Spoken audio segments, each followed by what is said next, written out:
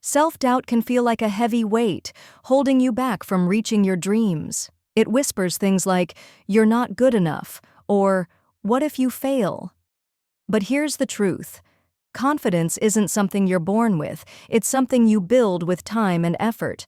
Action is the best cure for self-doubt.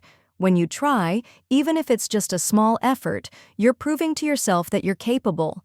Believe in your abilities and keep moving forward. Whether you think you can or think you can't, you're right. And remember, doubt kills more dreams than failure ever will. When self-doubt creeps in, remind yourself of the challenges you've already overcome. You're stronger and braver than you realize.